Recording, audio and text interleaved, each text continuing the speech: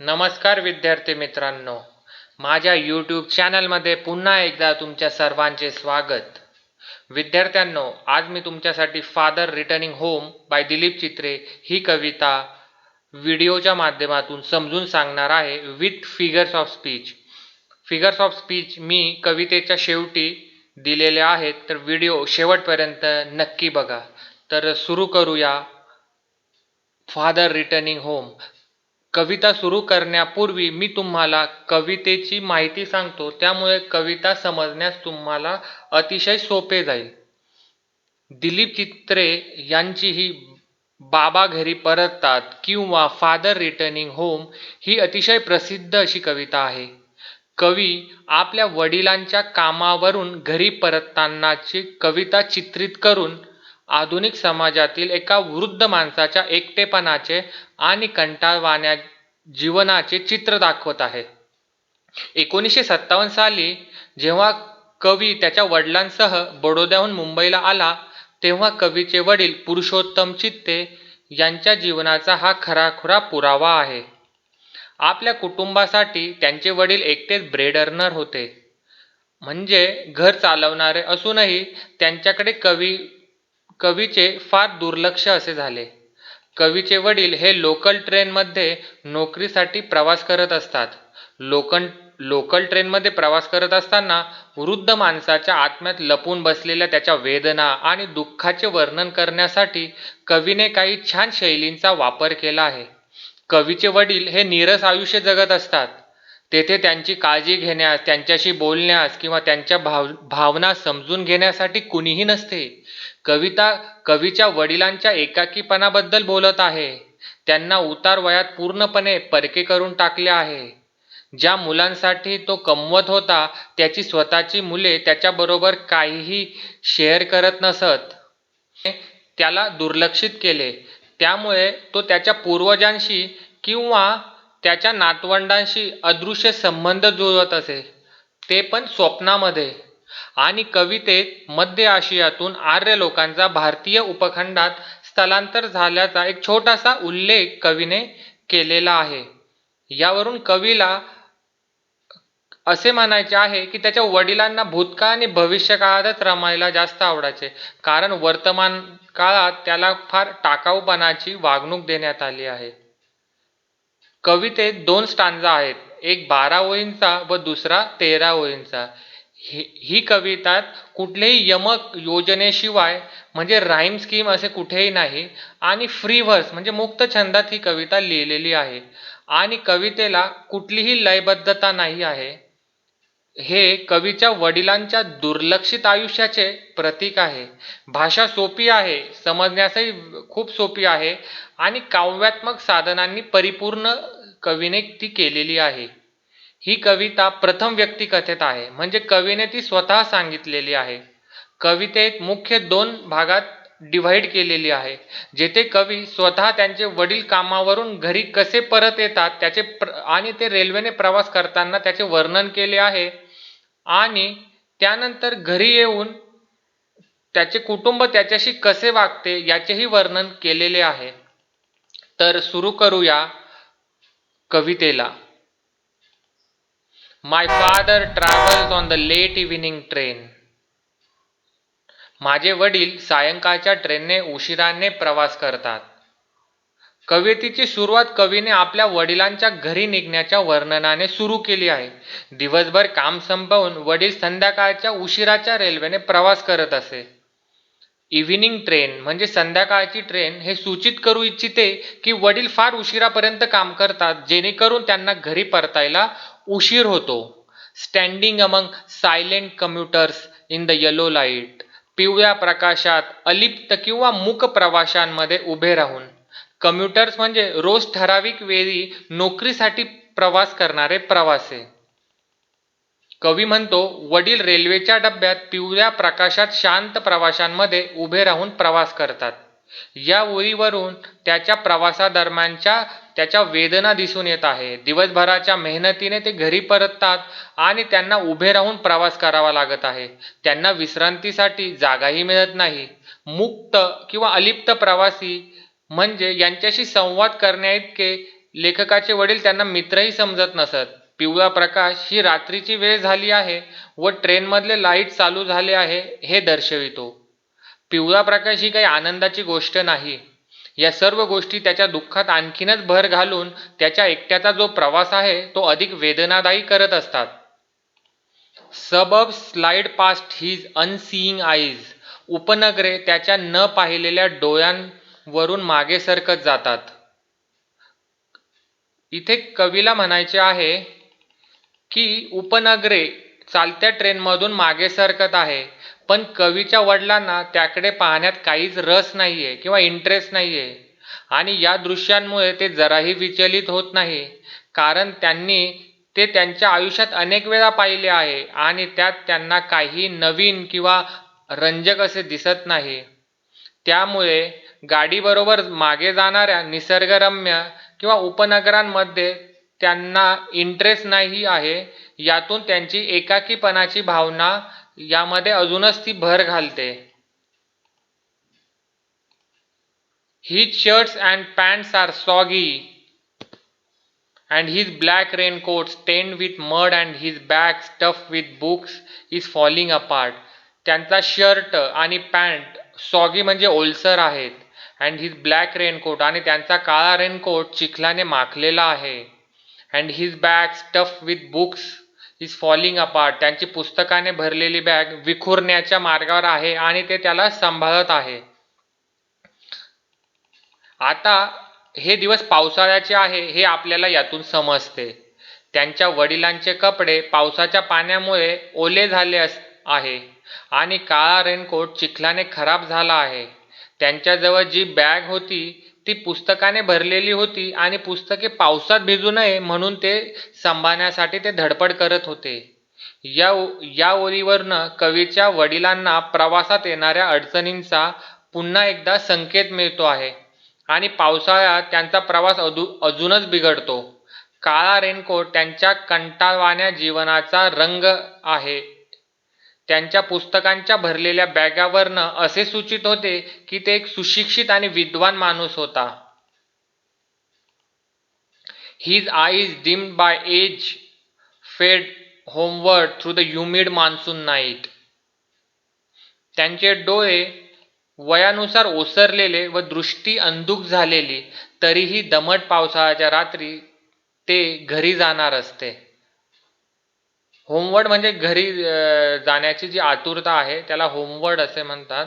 आणि डिम म्हणजे थोडीशी दृष्टी अंधुक होणे, कमकुवत होणे. आता कवी आपल्या वडिलांच्या वयाची छाप येथे उमटवत आहे.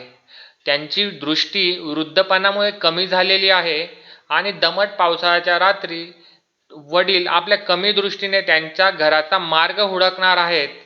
या उदास वातावरणामुळे देखील त्यांच्या आयुष्यातील कंटाळवाण्यापणात भरच घालत होते. Now I can see him getting off the train like a word dropped from a long sentence. कवी म्हणतो, आता मी त्याला ट्रेनमधनं खाली उतरताना बघू शकतो, जसा एखादा शब्द एखाद्या लांब वाक्यातून खाली पडतो.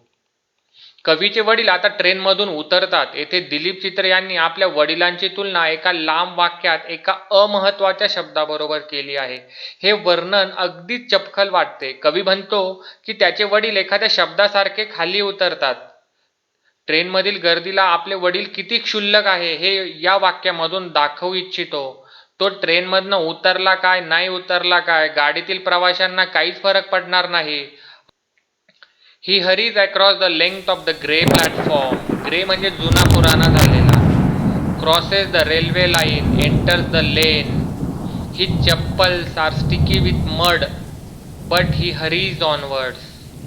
ट्रेनमधून उतरल्यानंतर त्याचे वडील घाईघाईने जीर्ण झालेल्या प्लॅटफॉर्म ओलांडण्याची घाई करतात. रेल्वे लाईन ओलांडून त्यांच्या घरी जाण्याच्या मार्गावर येतात आणि त्यांची चप्पल चिखलाने भरलेली किंवा माखलेली आहे, पण तरीही ते घाईघाईने पुढे जातात. आता ग्रे प्लॅटफॉर्म म्हणजे जीर्ण झालेला. आणि ते इतक्या घाईघाईत रेल्वे लाईनही क्रॉस करतात. यावरून त्यांना घरी जाण्याची किती आतुरता आहे आणि ते आपल्या सेफ्टीची सुद्धा काळजी घेत नाही यातून कवीला असे म्हणायचे आहे की घरी जाण्याची त्याची आतुरता यातून दिसते आणि चिखलाने भरलेला त्याच्या चपला त्याला पुढेही जाऊ देत नाही, तरी तो घाई करत असतो. आणि येथे घाई हा शब्द दोनदा, हरी हा शब्द दोनदा वापरला आहे, त्यामुळे त्याचा इम्पॅक्ट पडतो. आणि कवीच्या वडिलांना तेथील ते दमट वातावरण, तो जीर्ण प्लॅटफॉर्म आणि जे चिखलमय रस्ते आहे यामधून पळ काढायचा आहे. आणि यासाठी ते कशाचीही पर्वा करत नाही, स्वतःच्या जीवाची सुद्धा. त्यांना फक्त घरी पोहोचून त्यांचं उसंत किंवा समाधान त्यांना पाहिजे आहे. विद्यार्थ्यांनो, फादर रिटर्निंग होमचा हा झाला त्याच्या लोकल प्रवासामधला पार्ट. आता तो घरी पोहोचतो आणि घरी पोहोचल्यावरही त्याच्या घरचे त्याच्याशी कसे वागतात आणि त्याला कसं एकाकी सोडतो याचं चित्रण आता पुढच्या भागात केलेलं आहे. Home again. I see him drinking a week T, eating a स्टेल चपाती, रीडिंग अ बुक. पुन्हा एकदा घरी. आता कवी त्याला पानसट चहा पिताना बघत आहे, शिरी चपाती खाताना व पुस्तक वाचताना बघतो आहे. कवी सांगतो, घरीही त्याचे कुटुंब त्याची कसलीच पर्वा करत नाही आणि त्याच्या वडिलांना सुद्धा आता त्याची सवय झाली आहे. म्हणून ते त्या फिका किंवा पानसट चहा किंवा शिळ्या पोळीची त्यांना कसलीच तक्रार नाही. चहा घेताना ते पुस्तक वाचण्यावर लक्ष केंद्रित करतात. कदाचित कवीच्या वडिलांनी सुद्धा कुटुंबातील सदस्यांकडनं काळजी करावी अशी अपेक्षा सोडून दिली आहे. He goes into the toilet to contemplate man's estrangement from a man-made world. तो विचार करण्यासाठी, कंटेम्पलेट म्हणजे विचार करण्यासाठी टॉयलेटमध्ये जातो, जसे मानवनिर्मित जगापासून मानवाचा परकेपणा. आता येथे अर्थ समजून घेऊ की कवीला काय म्हणायचं आहे. कवीचे वडील आता टॉयलेटमध्ये जाऊन मानवनिर्मित जगापासून कसे दूर जातात हे कळते. आणि ही विद्यार्थ्यांनो कवितेचा जवळजवळ सारांश आहे. आपल्या या विभक्त परिस्थितीत वडिलांना जाणीव आहे असे कवी म्हणतो आणि आपल्या घरात आल्यानंतर तरी त्याला कुटुंबाचा थोडासा आधार मिळेल अशी त्याला आशा वाटत असते. पण तो घरी आल्यानंतरही घरात त्याच्याबद्दल उदासीनताच दिसते. आणि टॉयलेट हे त्याचे जग किती लहान आहे याचे प्रतीक म्हणून कवी दाखवतो. Coming out he trembles at seeing the cold water running over his brown hands. वडील टॉयलेटमधून बाहेर आल्यावर सिंक जवळ थरथर कापू लागतात. त्यांच्या तपकिरी हातांवर थंड पाणी वाहत आहे. आता इथे कवी म्हणतो की ते टॉयलेटमधनं बाहेर येतात व हात धुण्यासाठी बेसिन जवळ जातात आणि त्यांच्या हातावर थंड पाणी पडल्यामुळे त्यांचे हात थरथर कापतात. येथे कवीला म्हणायचं आहे, ज्याने आपल्या कुटुंबासाठी, आपल्या मुलांसाठी पूर्ण आयुष्य खर्ची घातलं आणि ज्याला आता म्हातारपणात आधार हवा आहे, त्यांनाच आता थरथर कापत असे निराधार सोडले आहे. त्यांना मायेची ऊब हवी आहे, ती कुटुंबाने तर सोडाच, पण त्या थंड पाण्याने सुद्धा पूर्ण केली नाही. A few droplets cling to the graying hairs on his wrist. पाण्याचे काही थेंब त्याच्या मनगटावरच्या पिकलेल्या केसांवर तशीच होती. त्याच्या मनगटावरील राखाडी केसांना चिकटलेल्या पाण्याच्या थेंबाचा संबंध कवीने कसा लावला आहे ते बघा. पाणी हे आहे जीवनाचे प्रतीक आणि पांढरे केस आहे म्हातारपणाचे प्रतीक. ग्रेइंग हेअर म्हणजे पांढरे केस. त्या पांढऱ्या केसांनी त्या थेंबाला असे धरून ठेवले आहे जसे त्या म्हाताऱ्या माणसाच्या आयुष्याने त्याच्या वृद्धापकाळाला धरून ठेवले आहे. या आयुष्याचं इतर कुणासाठी काहीही महत्त्व नाही असे कवी म्हणतो. His sullen children have often refused to share jokes and secret with him. त्याची खिन्न मुले त्याच्याबरोबर विनोद आणि रहस्य कधीही शेअर करत नसत. आता कवी त्या म्हाताऱ्या माणसाचे कुटुंबाशी असलेल्या आपल्या नात्याबद्दल बोलतो. त्याची वाईट मुलं त्याला विनोद आणि गुपितं सांगायला तयार नाहीत, म्हणजे ते आपल्या वडिलांशी जवळचे आणि मैत्रीपूर्ण संबंध ठेवत नाही. उलट तो कालबाह्य नको असलेला भार मानतात, जरी तो कुटुंबातील कमवणारा एकमेव सदस्य असतो. येथे कवी 2 जनरेशन गॅप दाखवत आहे. He will now go to sleep listening to the static on the radio, dreaming of his ancestors and grandchildren, thinking of nomads entering a subcontinent through a narrow pass. आता तो रेडिओवरील रसहीन किंवा निष्क्रिय कार्यक्रम ऐकत झोपी जाईन. त्याचे पूर्वज आणि नातवंडांचे स्वप्न बघत. विचारांच्या तंद्रीत भटकंती करणारे म्हणजे आर्य लोक एका महाद्वीपात म्हणजे भारतात एका चिंचोळ्या मार्गाने म्हणजे खैबर पासद्वारे कसे घुसतात हेही तो त्याच्यामध्ये बघतो आणि त्यातच त्याला आनंद मिळतो असं कवी इथे सांगतो. आता आपण कवितेच्या शेवटच्या टप्प्यात आहोत, जिथे कवीचे वडील रसहीन किंवा निष्क्रिय रेडिओ ऐकत झोपी जाताना दिसतात. अँसेस्टर म्हणजे त्याचे पूर्वज आणि ग्रँड चिल्ड्रन म्हणजे त्याचे नातवंडे. नोमॅड्स म्हणजे भटके म्हणजे आर्य लोक प्राचीन काळात खैबर पासद्वारे भारतीय उपखंडात प्रवेश करतात. अशा अनेक गोष्टींची स्वप्न त्याला पडत असतात. आता आपण त्याचा अर्थ समजून घेऊ. रेडिओचा आवाज हा निष्क्रिय किंवा स्थिर आहे आणि कवी त्या म्हाताऱ्या माणसाच्या दुःखद आयुष्याचा आणखी एक संदर्भ इथं देत आहे की तो एक निष्क्रिय माणूस होता. त्याच्या पूर्वजांचे व नातवंडांचे स्वप्न पाहताना तो भूतकाळात आणि फक्त भविष्य काळाचा विचार करायचा. त्यामुळेच त्याला वर्तमान काळात त्याला दिलासा मिळायचा. मानवी संपर्काशिवाय म्हणजेच एकटं आयुष्य जगणाऱ्या कवीच्या वडिलांना त्याच्या दैनंदिन जीवनातून पळ काढण्याचा हा प्रयत्न आहे असे कवी म्हणतो. आर्यांचा विचार कदाचित असे सूचित करू इच्छितो की प्राचीन काळापासून तो इथे आल्यापासून आपला समाज कसा बदलत गेला आहे याचा तो खूप विचार करतो. कवीचे वडील मनातून फार दुःखी आहेत. त्यांना असं वाटतं की आधुनिक जगात वृद्धांसाठी काहीही स्थान नाही. त्यांचा एकाकीपणा समजून घ्यायला किंवा त्यांची काळजी घेणारा इथं कुणीही नाही.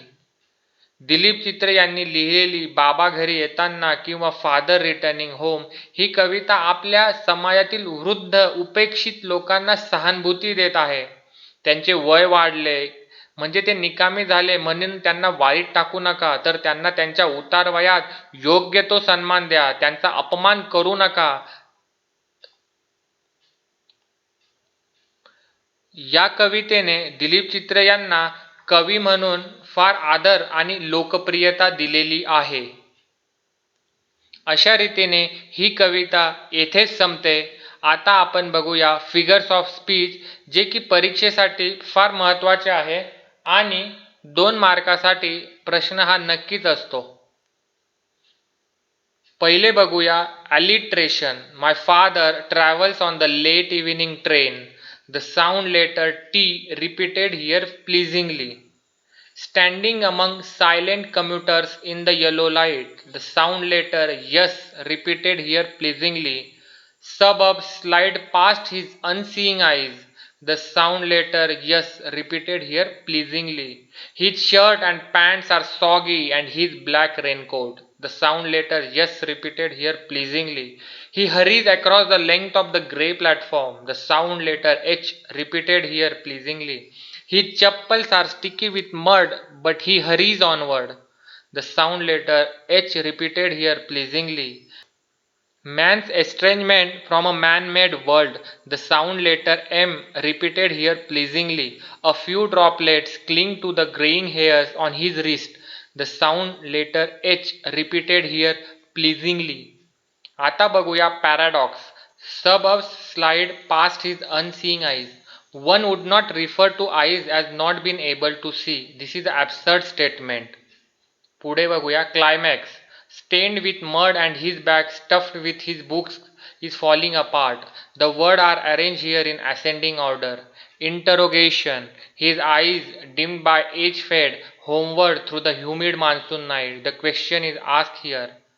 Metonymy. He hurries across the length of the grey platform to show his monotonous life. Code mixing. Eating a stale chapati, reading a book. Use Hindi and English word together.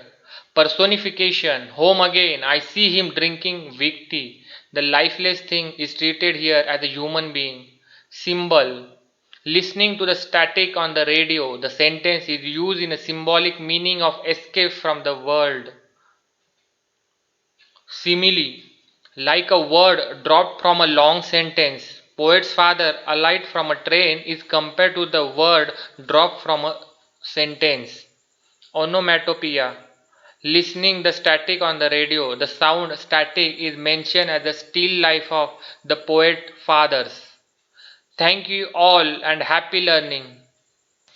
Subscribe to my channel for more upcoming videos on English subject.